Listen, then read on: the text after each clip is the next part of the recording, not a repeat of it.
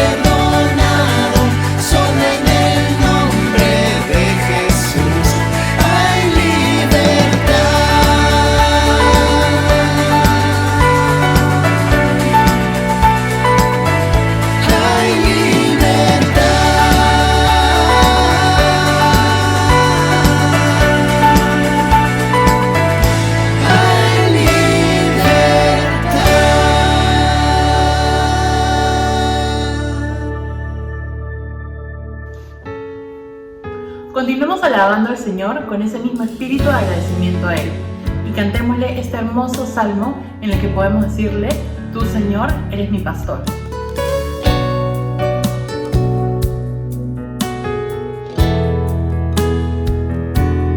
El Señor es mi pastor, nada me faltará. El Señor es mi pastor, en pastos delicados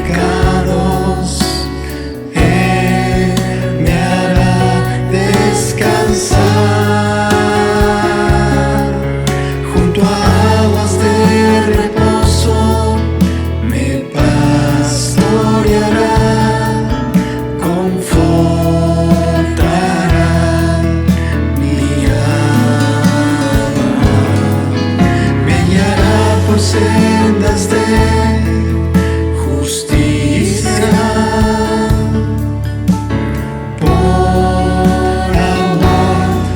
su nombre.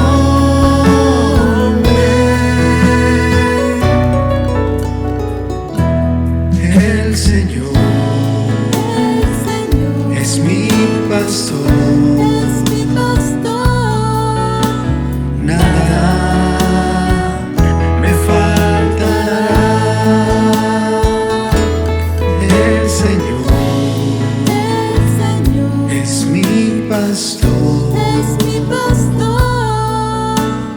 nada me faltará. El Señor es mi pastor, en pastos delicados Él me hará descansar, junto a aguas de reposo me pastoreará, confortará mi alma, me guiará por sendas de justicia, por amor de su nombre.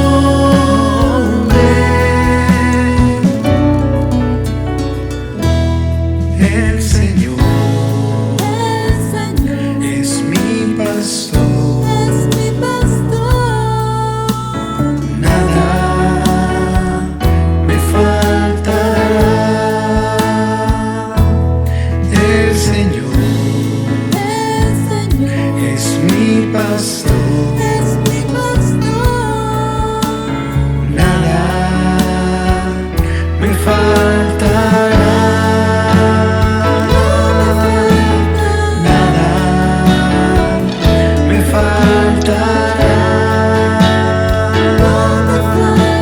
nada me faltará.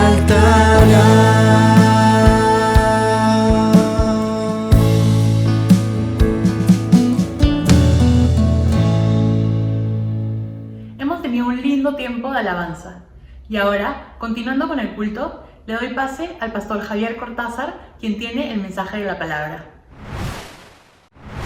Gusto en saludarles, querida Iglesia de Monterrico, estimados hermanos y amigos, en este tiempo en el que estamos comunicándonos siempre los cultos online, y por lo visto, como van las cosas, es muy posible que estemos todavía así, como estábamos conversando con los pastores, muy posiblemente parte de la primera mitad del próximo año, hasta que todo se regularice. Así que esto no nos debe preocupar mientras estemos conectados con la palabra, conectados como iglesia, yendo a nuestros grupos por medio online, estudiando la palabra y manteniéndonos en contacto. Lo que hay que preocuparnos es que si hay alguien que está desconectándose, desanimado o necesita ayuda. Entonces avisen a los pastores, por favor, o a sus mentores, para estar cuidando a cada persona que tenga desánimo o esté en algún momento, por alguna razón, distrayéndose de la conexión con la iglesia. Que el Señor les bendiga a cada uno de ustedes. Queremos compartir la palabra del Señor Esta mañana, en la serie de Romanos, nos toca ver el capítulo 4. Y el capítulo 4 de Romanos es un capítulo muy interesante, porque es el tema que habla acerca de la fe verdadera, de Abraham. Abraham como ejemplo de la fe. Y creo que este tema es sumamente necesario en estos días, porque ¿qué es lo que más necesitamos en estos días justamente en medio de tanto desánimo frente a la economía, la salud, las enfermedades, etcétera? Lo que necesitamos es justamente más fe, ¿no es cierto? Crecer en la fe. Y creo que la fe de algunos está siendo desafiada, ¿no? Porque como ya se está prolongando esto, entonces la fe está necesitando crecer. Así que qué mejor tratar el tema de la fe esta mañana con Romanos 4. Romanos 4 es el capítulo de la fe en la epístola de los Romanos. Es decir, en toda la epístola se va a hablar de la fe, pero en ninguno como en el capítulo 4, que nos toca ver. Porque allí es el único capítulo de los 16 capítulos de la epístola de los Romanos en los cuales se menciona 15 veces la palabra creer o fe. Creer o fe, en total 15 veces solo en el capítulo 4. Es el capítulo donde más veces se menciona la palabra fe. Así que el tema es la fe, definitivamente. Es la fe en relación a la justicia de Dios, pero el tema es la fe. Así que hemos querido enfocarlo desde ese punto de vista y queremos ver y aprender cuáles son los rasgos de una fe verdadera, cuáles son los rasgos de una fe madura, de una fe creciente, de una fe que se va fortaleciendo y cómo podemos tener una fe de esta clase como la tuvo Abraham. Así que vamos a compartir 4 rasgos de la fe verdadera que creo que a todos nos ayudará a seguir creciendo nuestra fe. Porque como sabemos, la fe no es solamente sentimientos o creencias, sino es una actitud espiritual y que tiene que ir creciendo. La primera característica de la fe que nos presenta Romanos 4 es que la fe se fundamenta en Cristo. La fe se enfoca en Cristo.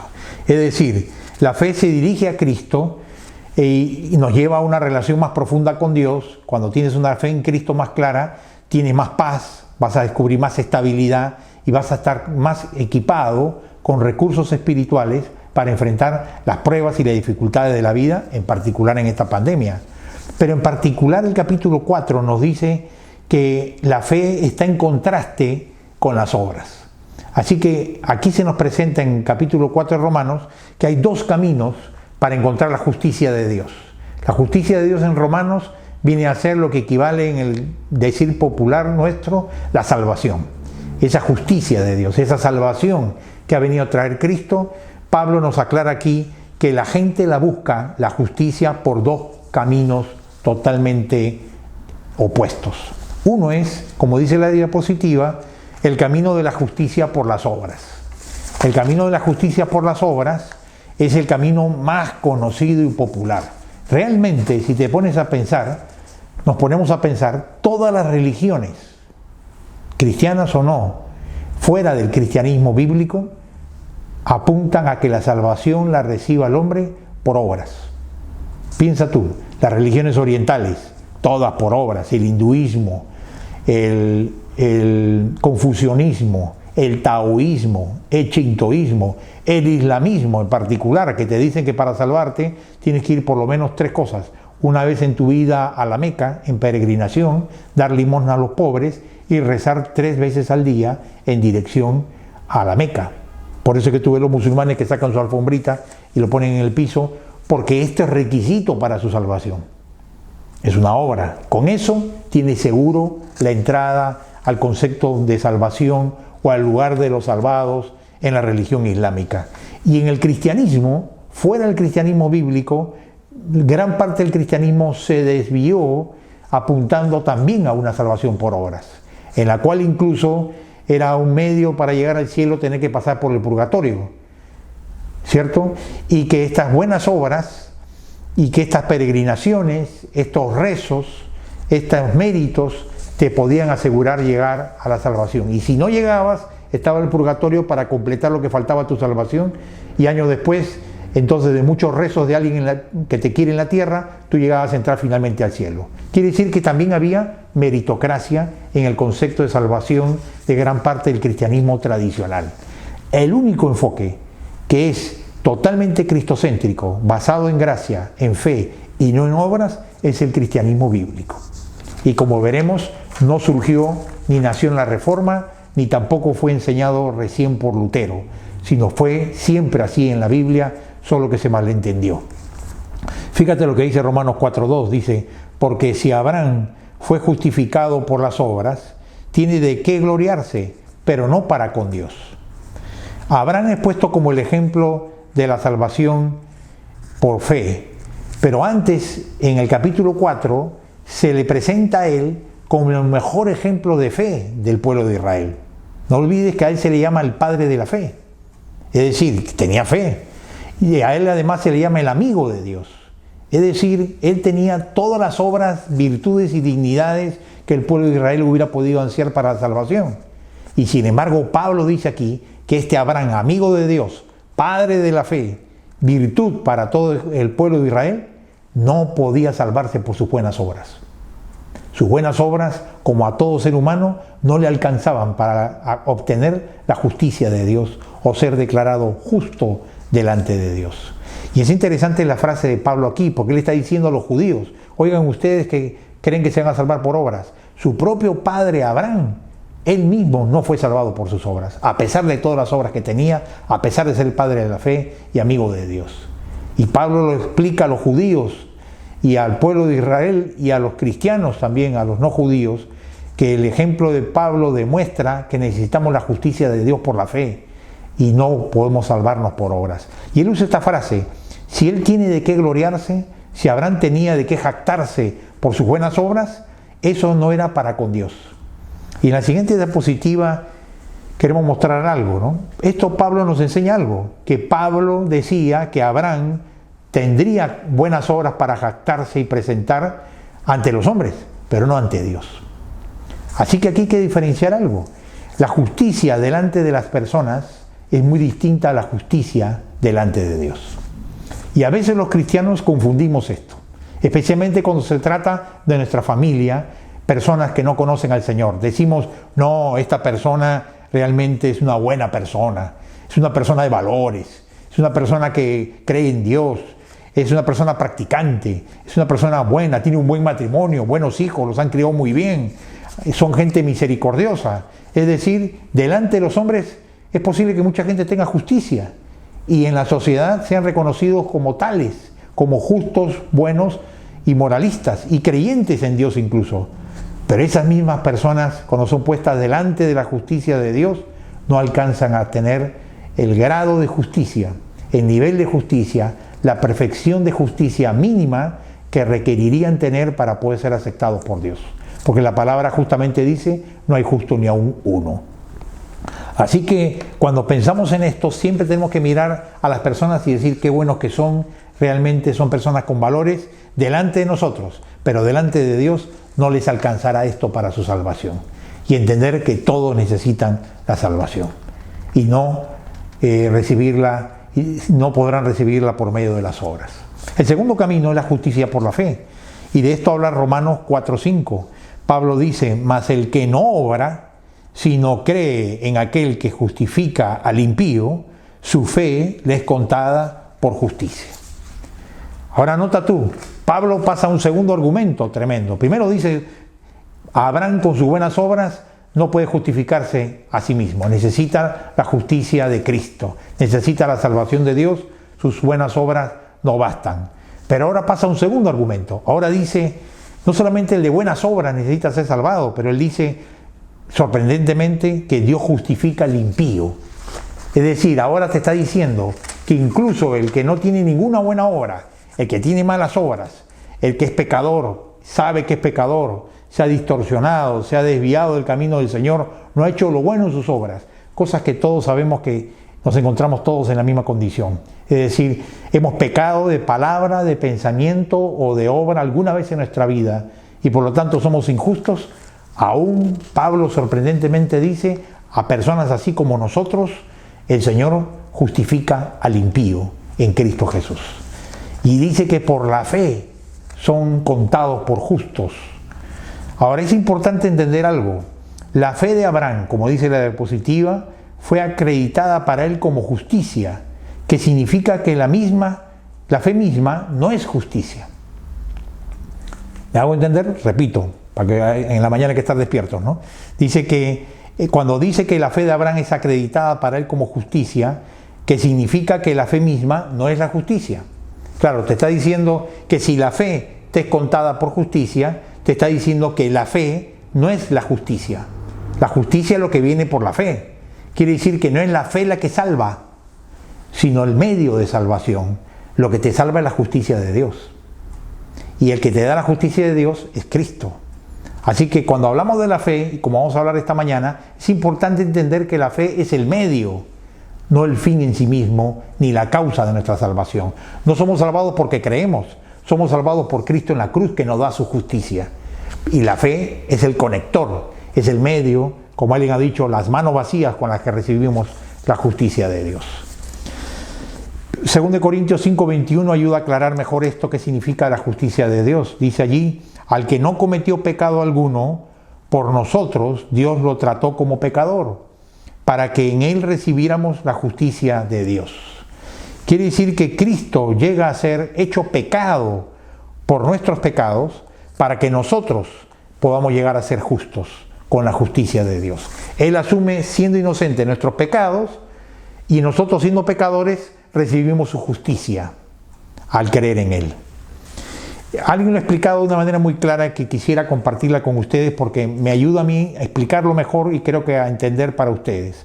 La justificación significa entonces, la justicia de Dios cuando la recibimos, significa que Dios hace en la cruz a favor nuestro dos acciones. Hay una doble acción en la cruz que el Señor hace. En primer lugar, en el lado negativo, Dios nunca tomará en cuenta nuestros pecados a partir del momento que crees en Cristo como el medio de recibir gratuitamente la justicia de Dios delante del Señor. Nunca más tomará en cuenta tus pecados, porque te verá a ti a través de la justicia de Cristo que te ha sido otorgada. Ya no verá tu falta de justicia, tus pecados, verá solo la justicia de Cristo con la que has sido revestido. Esto es importante entenderlo, porque de aquí viene la seguridad de nuestra salvación. Es que nunca más toma en cuenta tus pecados. Esto es importante. Hay mucha gente que dice, no, pastor, lo que pasa es que yo paso problemas en mi matrimonio, en mi vida, porque yo he sido muy pecador. Y eso es un concepto equivocado y falso, porque el Señor no te hace pagar nada de tus pecados después que vienes a Cristo. Él perdonó todos. Ninguna dificultad que tengas en la vida es por causa de que Dios te esté castigando por sus pecados, porque ya lo castigó todos tus pecados en Cristo. Así que eres libre de todas las penalidades del pecado. Lo que estás sufriendo, entiéndelo bien, son las consecuencias presentes de tu pecado, que es distinto. No el castigo de Dios por tus pecados, porque ya fueron perdonados. Y ya no, Dios no te va a pedir cuentas ninguno de tus pecados pasados, ni en esta vida presente, ni en la eterna en el cielo. Esa es la salvación, la justicia de Dios. Pero claro, si tú te has vuelto una persona, por ejemplo, violenta, y entonces siendo violento te estrellas contra otro auto y eso significa que pierdes una pierna, la consecuencia de tu pecado será que te quedes en una pierna por decisiones equivocadas y tendrás que vivir con esa realidad de vivir con una pierna menos. Pero el pecado de la violencia y de la negligencia ya fue perdonado por el Señor. Y la ausencia de la pierna solo te recuerda que hay decisiones que tomamos que tienen consecuencias, pero no en ningún momento que el Señor te acusa o te culpa de ningún pecado. No confundamos la salvación que perdona todos los pecados con la consecuencia de los pecados y creer que la consecuencia es que el castigo de Dios me continúe en la vida. No, Dios no castiga a los cristianos porque ya fueron perdonados por ninguno de los pecados pasados. Lo que ocurre es que hay consecuencias de nuestras decisiones, que es distinto. En el lado positivo, Dios acredita nuestra cuenta justicia como un don gratuito. Esto es importante. Toda la justicia de Dios para el cristiano, ¿qué significa? Que a partir de ese momento, cuando tú te entregas a Cristo y la justicia del Señor nos es otorgada, el Señor ya no mira a Javier Cortázar con sus pecados o a Pepe de los Palotes por sus pecados, sino mira la justicia de Cristo en Javier o en Pepe. Por lo tanto, a partir de allí eres tratado por el Señor como si nunca hubieras pecado, como si fueras inocente y además tuvieras la misma talla de la justicia de Cristo, como si hubieras hecho todas las buenas obras de la vida justa y sin pecado de Cristo. A partir de así eres visto por el Señor. Por eso es que Él puede escuchar nuestras oraciones, porque venimos en el nombre del Señor y porque venimos revestidos por la justicia perfecta de Cristo. ¿Te imaginas el privilegio que a pesar de nuestras faltas todavía que tenemos en la tierra, cuando confesamos nuestros pecados al Señor, venimos ante Él, todavía estamos revestidos de la túnica de la justicia de Cristo para orar con Él con libertad, tener comunión íntima con Él, porque la justicia de Cristo me capacita y quita todo estorbo del pecado pasado para tener íntima comunión con mi Padre Celestial? Por eso es que podemos tener tan íntima comunión espiritual y Dios nos quiere tener tan cerca a Él, porque la justicia de Cristo me permite esa entrada, porque nos hace dignos en el nombre del Señor, a pesar de nuestro pasado. La segunda característica de la fe es que la fe recibe agradecida la justicia de Dios. Esto es muy importante. Es decir, la fe verdadera es una fe que siempre lleva a ser agradecidos con la salvación, con la justicia que Dios nos ha dado. Dice en Romanos 4:5, mas al que no obra, sino cree en aquel que justifica al impío, su fe le es contada por justicia. Fíjate tú qué interesante. Cuando uno piensa acerca de la realidad de lo que es la salvación, Pablo dice aquí que su fe le fue contada por justicia. ¿Qué significa esto, que su fe es contada por justicia? Muchas veces escuchamos esta frase y no nos ponemos a pensar qué significa o no logramos entenderla bien. Permíteme explicarla porque es fundamental en nuestra fe cristiana. En la diapositiva siguiente nos dice que su fe que es contada por justicia. La palabra contada viene de una palabra griega que es un término financiero, que es la palabra logosemai. Y la palabra griega logosemai, que es un término financiero, significa poner algo a la cuenta tuya. Esa misma palabra se utiliza de nuevo en la epístola a Filemón, en el versículo 18, cuando te acuerdas que Pablo le escribe diciéndole: si en algo dañó o te debe, ponlo a mi cuenta, ¿no? Le dice a Filemón sobre Onésimo, ¿no? Ponlo a mi cuenta. Es decir, el concepto es que todo gasto lo carga la cuenta de Pablo y Pablo lo va a pagar. Pablo lo va a pagar. Bueno, es el mismo concepto que utiliza la palabra para hablar de lo que Cristo hizo por nosotros. Cuando nosotros creemos en el Señor, en nuestra cuenta, por seguir la ilustración financiera, bancaria delante del cielo, en la que estábamos en bancarrota y quebrados por nuestros pecados, y no había nada de justicia, Cristo, al creer en Él atribuye, imputa, pasa a tu cuenta todos los méritos de la justicia de Cristo. Todos sus méritos, su santidad, su humildad, su perfección, su espiritualidad, su dominio propio, su carácter perfecto que no tenemos. Todo eso es contado como si fuera nuestro delante de Dios a partir del momento que te entregas a Cristo. No es que sea tuyo todavía de tu carácter, para eso falta todavía el proceso de la santificación, pero eres tomado en cuenta delante de la corte del cielo como si fueran méritos tuyos. Eso significa que tu fe en Cristo es contada por justicia. La justicia perfecta de Dios es pasada a favor a tu cuenta. Y salimos de la bancarrota y de la pobreza y de la miseria que teníamos de nuestra falta de justicia. Es interesante porque luego en el capítulo 4, versículos 7 y 8, Pablo dice: dichosos el que es bienaventurado, al que no se le imputan pecados. Dichoso aquel a quien sus pecados no son tomados en cuenta. Esa palabra dichoso, que en otras versiones se utiliza, te dice que cuando nosotros entendemos esto, que nuestros pecados no son tomados en cuenta y que la justicia de Cristo nos es imputada a nuestro favor, dice que debe producir en nosotros una actitud de sentirnos bendecidos, dichosos, bienaventurados. Y aquí me quiero detener, porque ahora es el rey David. Estas palabras son del Salmo 32. Y en el Salmo 32 ya se está hablando de la justicia de Dios por la fe. Y estamos hablando nosotros del rey David, que es 1000 años antes de Cristo. Primero habló de Abraham, que es 2000 años antes de Cristo, que es justificado por fe sin obras. Y ahora es David el rey, quien cometió pecados en su vida, como tú te acordarás, el adulterio con Betsabé, la muerte de su hijo por causa de su pecado, etc. Pero dice aquí: dichoso David, porque él entiende que el Señor no toma en cuenta nuestros pecados y más bien nos perdona y que cubre nuestros pecados y no los mira más.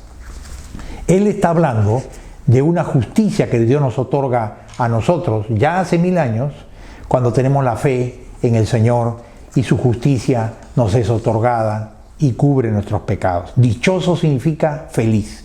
¿Y sabe qué me hace pensar esto, hermano y amigo?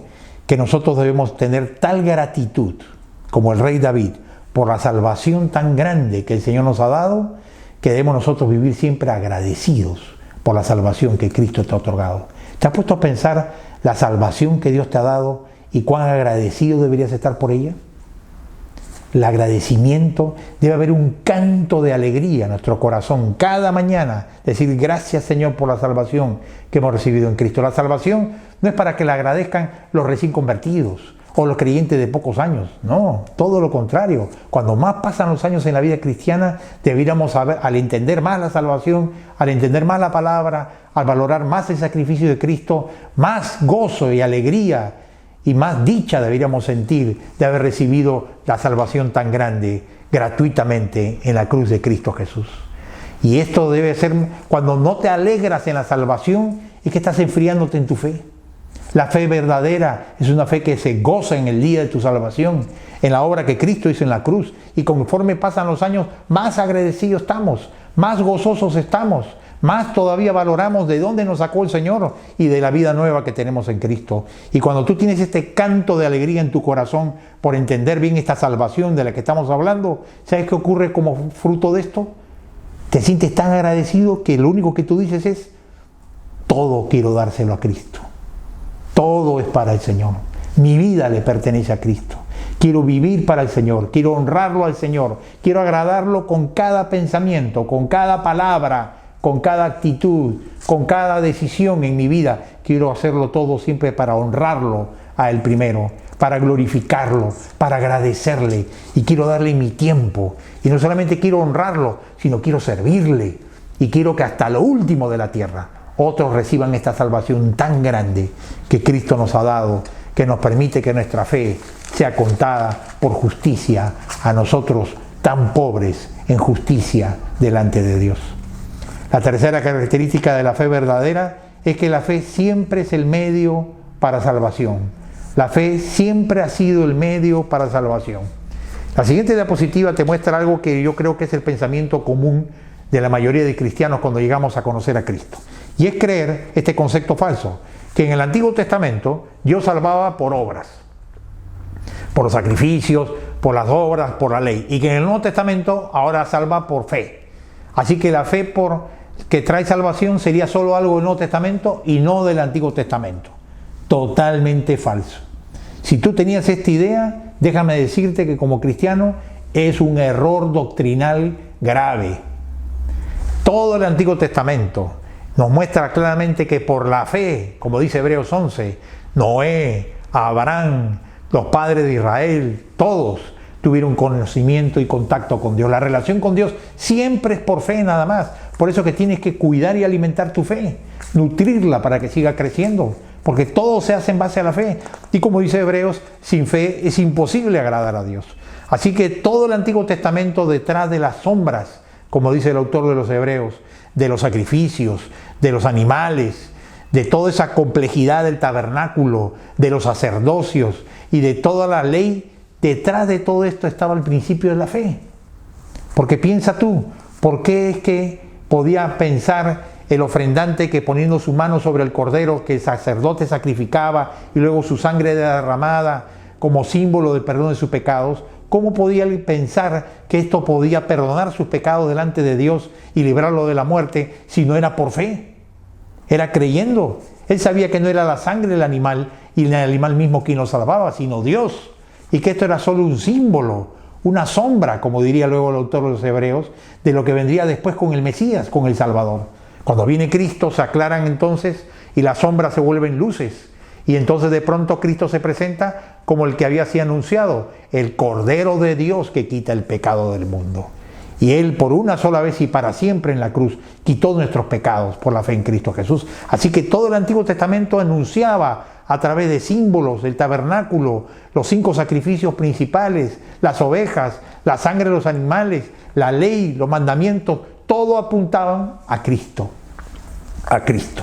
Es lo que dice Pablo en Gálatas, Todo era anunciando que por la fe en el Mesías serían salvados. Los del Antiguo Testamento murieron siendo salvados por la fe en un futuro Mesías que vendría, según las profecías. Murieron por la fe mirando al futuro, mirando a lo lejos, como dice Hebreos. Los del Nuevo Testamento, en el que ya ocurrió la cruz y el Mesías murió por nosotros para darnos justicia en la cruz del Calvario, vivimos mirando a través de una fe histórica lo que ya ocurrió en la cruz y esperando en el futuro la salvación se consume, se complete, se culmine en la presencia del Señor o con la segunda venida de Cristo. Pero siempre fue por fe en el Antiguo y Nuevo Testamento. Así que no existe tal cosa como dicen algunos sectores de la Iglesia Católica, no hay tal cosa como que en la Reforma recién se inventó el tema de la justificación por la fe, o que Martín Lutero inventó una doctrina nueva con la justificación por la fe, o que la justicia de Dios por la fe nunca se dio ni se habló de que venía solo por fe, sino a partir de la Iglesia protestante. Totalmente falso. Toda la Biblia, como lo estamos mencionando, desde Abraham y antes de él, ya era salvado por la fe y no por las obras. Porque nadie podía llegar a cumplir las obras perfectamente. Nadie se habría salvado entonces.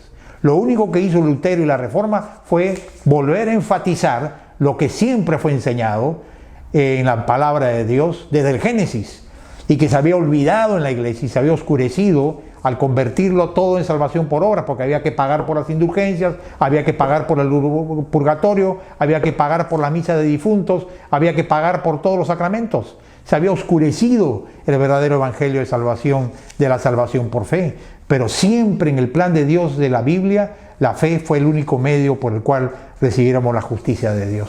Por eso en el versículo 24, hacia el final del capítulo 4, Pablo dice claramente, diciendo que esta gran verdad de la fe trayendo justicia de Dios es para nosotros. Dice, sino también para nosotros Dios tomará en cuenta nuestra fe como justicia, pues creemos en aquel que levantó de entre los muertos a Jesús nuestro Señor.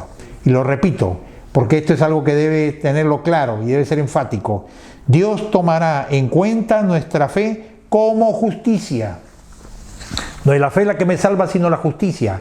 Pero al poner nuestra fe en Cristo, en lo que Cristo logró en la cruz por ti, entonces esto te es contado como si fuera justos a partir de Dios, de ese día delante de Dios. Hay que hacer una importante aclaración en este momento. Y es que una cosa es que la Biblia diga que por la fe en Cristo, la fe nos es contada por justicia, como hemos explicado. Y otra cosa es decir, que el ser contado por justos significa que somos declarados justos delante de Dios. Pero otra muy distinta es que seamos justos. Son cosas distintas. El que seamos declarados justos, tu fe es contada por justicia en el instante que crees en Cristo, significa que delante de Dios, legalmente hablando, ante las leyes de Dios, ante las cortes celestiales, esa fe en Cristo te sirve y queda sellada tu salvación para siempre y eternamente. Eso es declarado legalmente, espiritualmente, delante de la corte celestial como justo, con la misma justicia de Cristo al tener tu fe en la cruz del Calvario. Pero eso es legal. Pero luego viene la otra parte, que es que tenemos que ser hechos justos. Tenemos que volvernos personas justas. ¿No es cierto? Y eso se llama la santificación. Así que aquí hay un párrafo de John Stott que explica muy bien esto. Perdón, no es John Stott. Este es un teólogo llamado Murray, que dice así: cuando Dios justifica a los pecadores, Él no los hace justos. Esto es consecuencia del proceso de santificación, pero los declara justos, que eso es justificación, reconociéndolos y tratándolos como justos. Así que, para explicar, hay una diferencia entre la justificación y la santificación. La justificación es el acto instantáneo, una sola vez y para siempre, y que no tiene que volver a repetirse más en la vida de un hombre o una mujer en esta tierra. Es el momento que crees en Cristo, te arrepientes de tu pecado y eres declarado justo ante la corte celestial una vez y para siempre. Y en ese instante, por decirlo de manera figurativa, somos revestidos con la túnica blanca, limpia, deslumbrantemente blanca, de la que representa la justicia de Cristo. Pero todavía el que viste esa túnica blanca de la justicia de Cristo, en la que somos declarados justos, somos pecadores. Así que La túnica de la justicia de Cristo impulsa el corazón del creyente a mantener limpia nuestra vida, pero no nos hace inmediatamente justos. Justos tenemos que ser transformados en nuestro carácter. Para ser justos en experiencia, tenemos que ser purificados en nuestros pensamientos.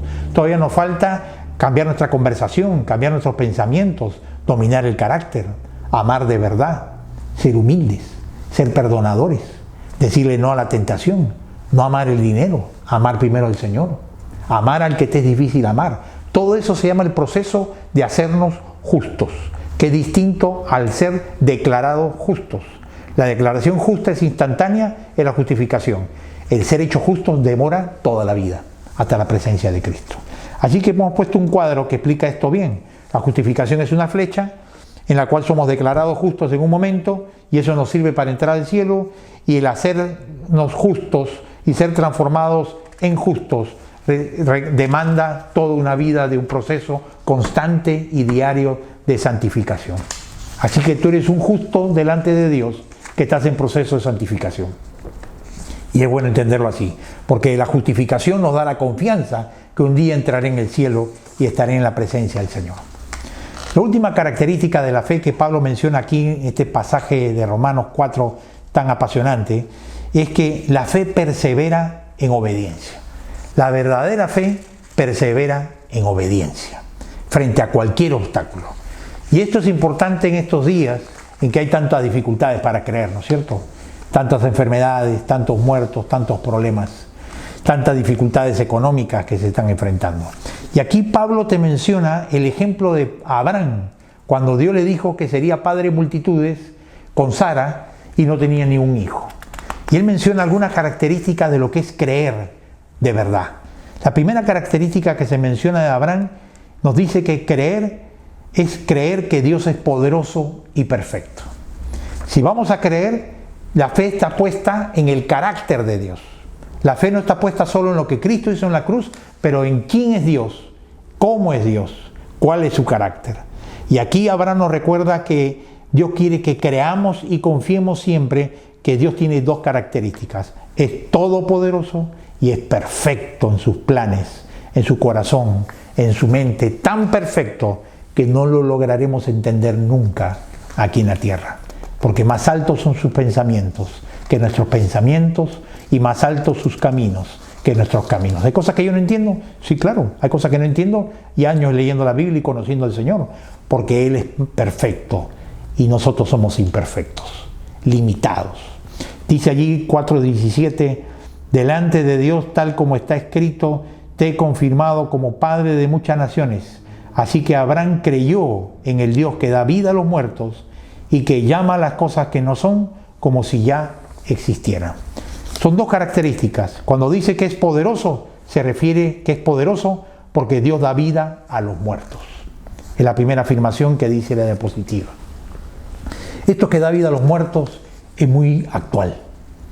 Vivimos hoy, se acaba de declarar, que Perú está en primer lugar en el número de muertos en el mundo en proporción a la población en cuanto a la mortalidad del efecto del virus en el país.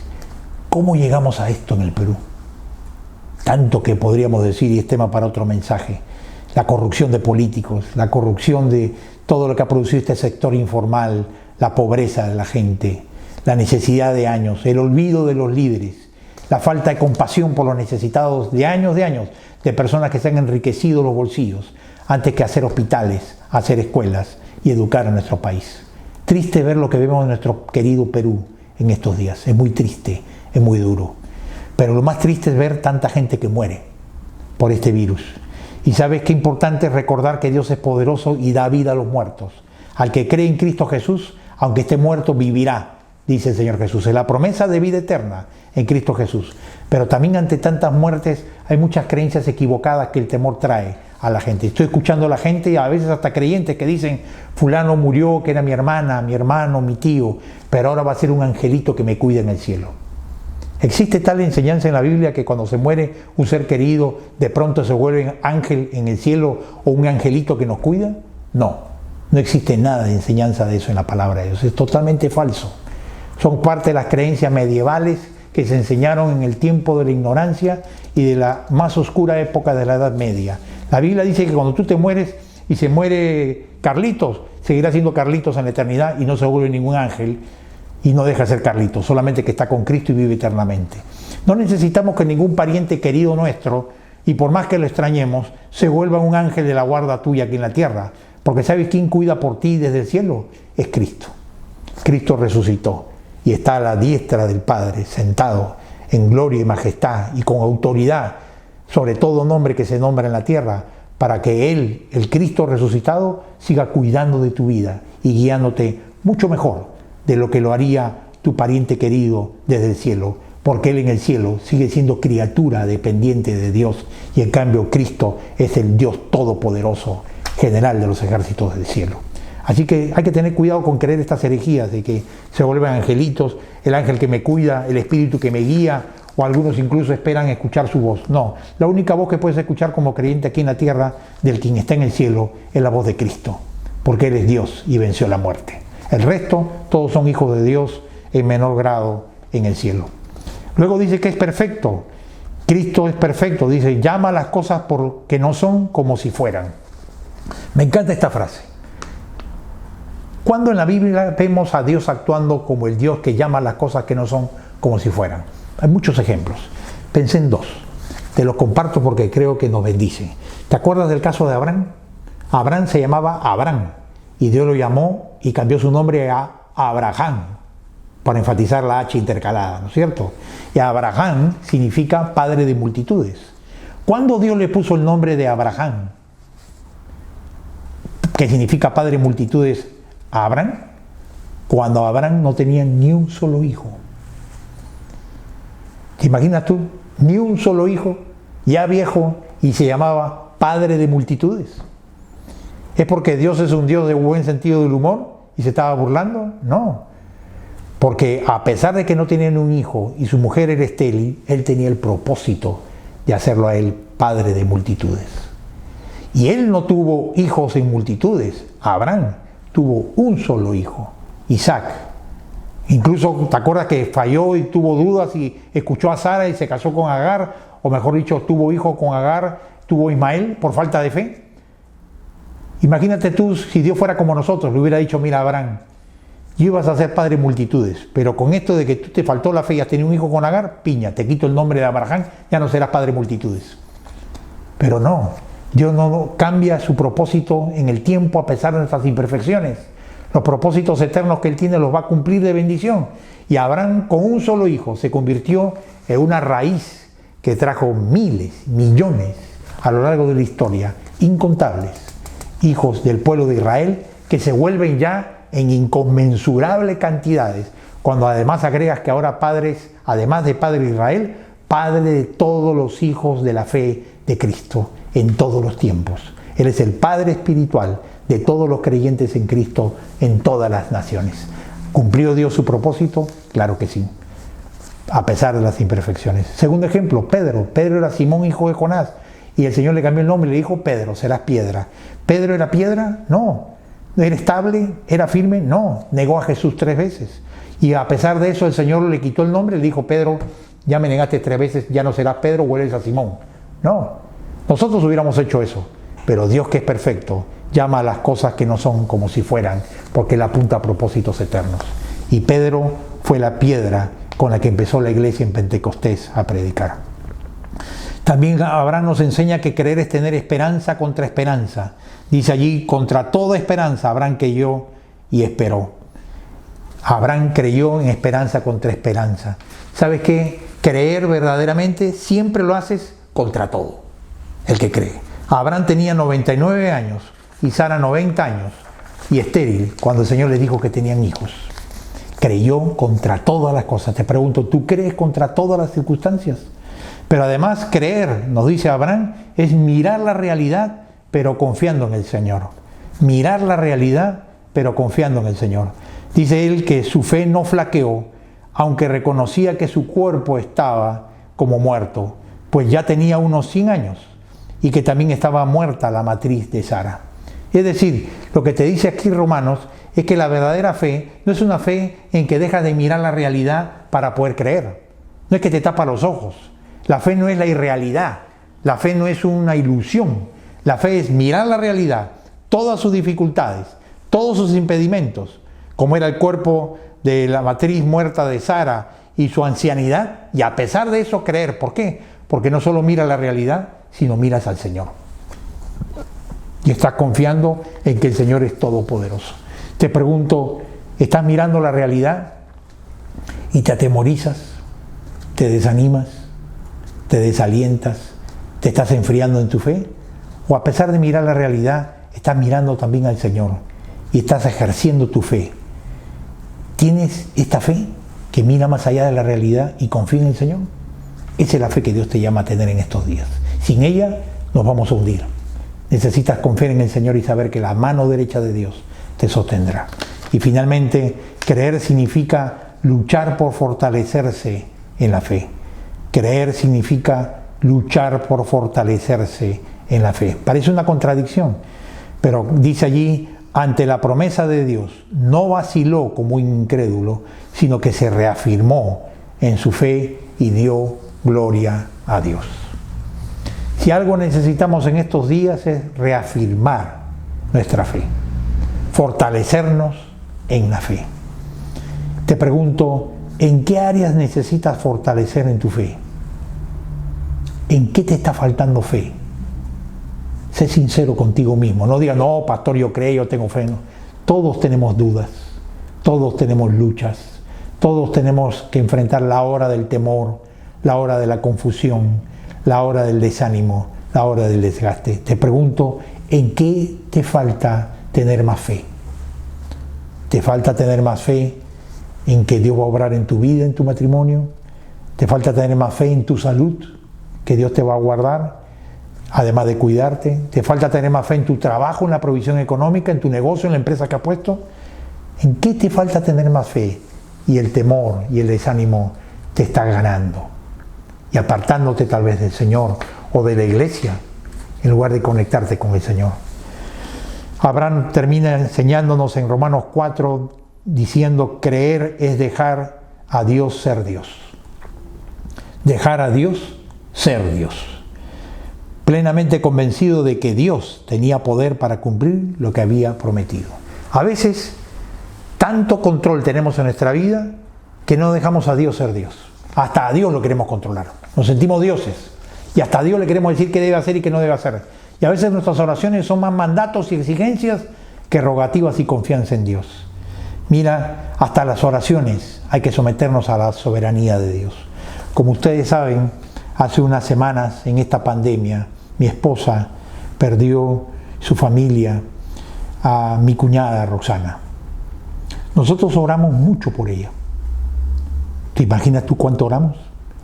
Con mi esposa, con lágrimas incluso, rogando al Señor que se la salvara. Llegó a la UCI, faltaba oxígeno. Le dieron una atención que se podía dar en los hospitales que tenemos en el Perú. Creyente ella, bautizada en una iglesia de la Alianza. Y a pesar de todos nuestros ruegos, toda nuestra fe, todas nuestras peticiones, toda nuestra confianza y saber que Dios tiene el poder de salvarla, el Señor se la llevó. Partió. Y partió delante del Señor porque la justicia de Dios les contaba a favor de ella por la fe en Cristo en la que depositó en su vida joven. Pero te pregunto, ¿estás dispuesto a entender que Dios es Dios? Uno podría haber dicho, pero Señor, te hemos pedido en oración, ¿no responde la oración? No, sí responde. Su respuesta fue esa, mi voluntad es llevármela.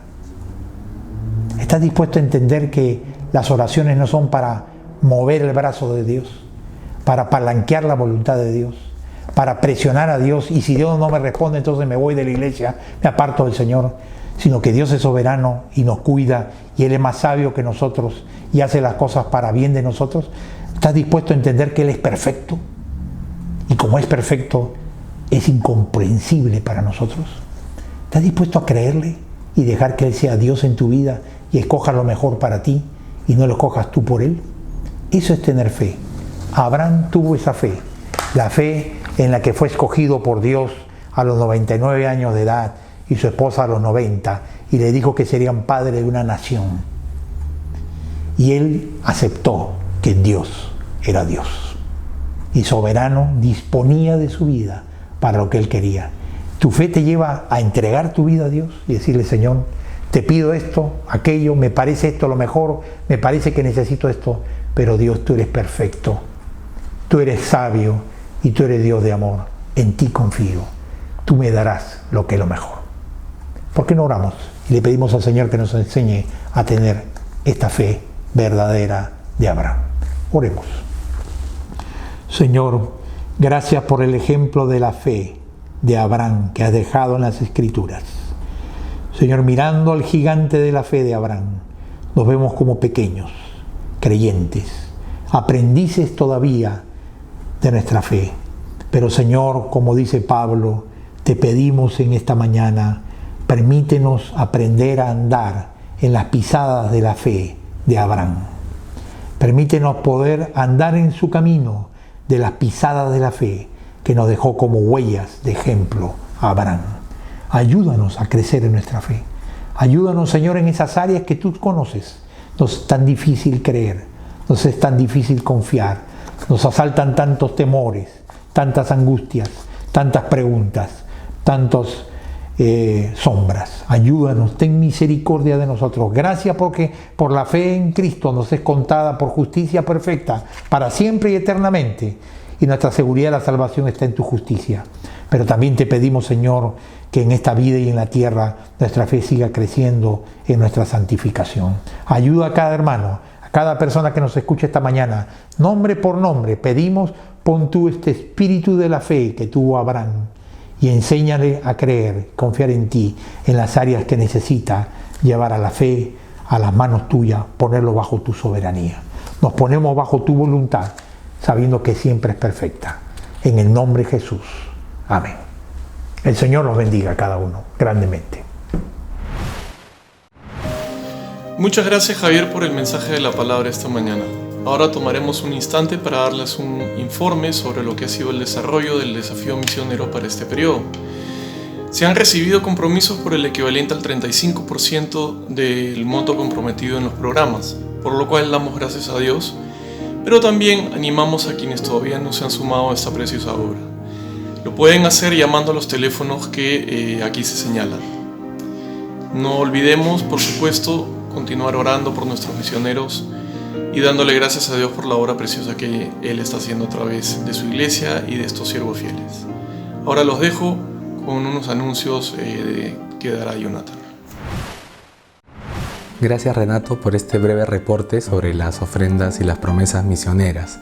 Queridos hermanos, entramos también a nuestro tiempo de diezmos y ofrendas con la actitud de ser agradecidos a nuestro Señor, tener la gratitud por su fidelidad, porque todo este tiempo el Señor nos ha sostenido a pesar de las circunstancias adversas. El Salmo 23 dice: Jehová es mi pastor y nada me faltará.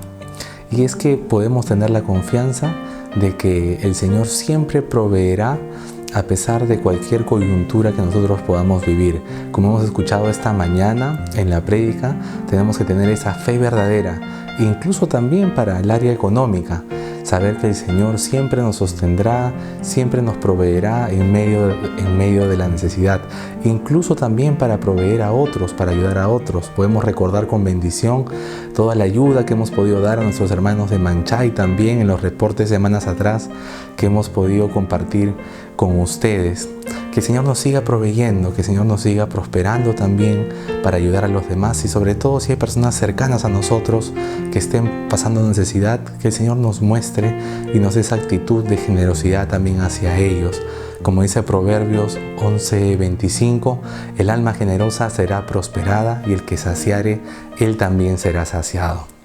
Que el Señor nos dé en todo momento ese espíritu y ese corazón agradecido hacia Él. Oremos al Señor en este tiempo para que el Señor nos siga mostrando su bondad y su fidelidad. Señor, te damos gracias esta mañana, Padre, porque tú nos sostienes, porque tú provees, Señor, a tu iglesia, a tus siervos, a los misioneros, Señor, a toda nuestra congregación y no permites, Señor, que podamos pasar necesidad, Señor. Tú siempre estás mostrando tu fidelidad, tu gracia, Señor, tu provisión sobrenatural en medio de toda la situación, Señor. Te pedimos que tú nos sigas sosteniendo, que tú sigas proveyendo a tu iglesia, Señor, para seguir haciendo la tarea y la misión que tú nos has encomendado, Señor. Gracias, Padre, porque podemos confiar en ti en esta mañana. En el nombre de Cristo Jesús. Amén. Queridos hermanos, también permítanme compartirles algunos breves anuncios. Les recordamos que continuamos atendiendo a todas las personas de nuestra iglesia que necesiten consejería pastoral. Estamos brindando este servicio vía telefónica, a través de videollamada o Zoom y otros medios. Si desean programar una cita, pueden ponerse en contacto con Tula Loyola al WhatsApp de Secretaría que figura en pantalla. Y finalmente, los invitamos a conectarse cada viernes a las 8 de la noche a nuestro tiempo de devocional y reunión de oración. Esta es una oportunidad para interceder juntos por motivos personales, por nuestras familias, nuestro país y la iglesia. Este es un tiempo de edificación que nos ayudará a seguir creciendo y conectarnos con el Señor en oración. Los esperamos cada viernes a través de Facebook y YouTube. Ahora sí los dejamos con la última parte de nuestro programa. Muchas gracias, Pastor Jonathan, por los anuncios del día de hoy. Y antes de despedirnos, quisiéramos recordarles que se mantengan en sus casas, sigamos cuidándonos y terminemos este tiempo cantándole a nuestro Señor como pueblo suyo que somos, como gran nación que Él nos ha hecho. Cantémosle a nuestro Señor. Somos el pueblo de Dios, somos un pueblo especial, llamados para anunciar las virtudes de aquel que nos llamó a su luz. Somos el pueblo de Dios, su sangre nos redimió y su Espíritu dio para darnos poder y ser testigos de Él, y llevaremos su gloria a cada pueblo y nación, trayéndoles esperanzas y nuevas de salvación. Su amor nos impulsa, no nos podemos callar,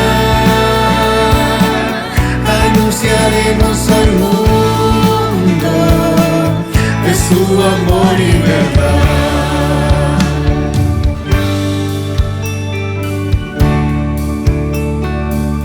Somos el pueblo de Dios, somos un pueblo especial, llamados para anunciar las virtudes de aquel que nos llamó a su luz.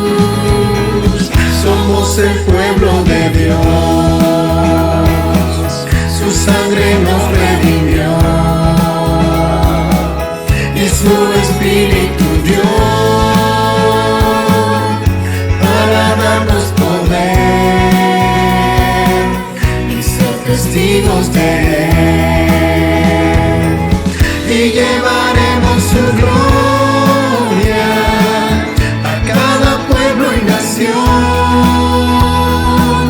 trayéndoles esperanza y nuevas de salvación,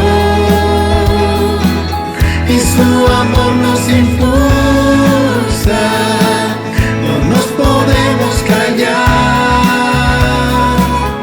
anunciaremos al mundo de su amor y verdad, y llevaremos su gloria a cada pueblo y nación, trayéndoles esperanza y nuevas de salvación, y su amor nos impulsa,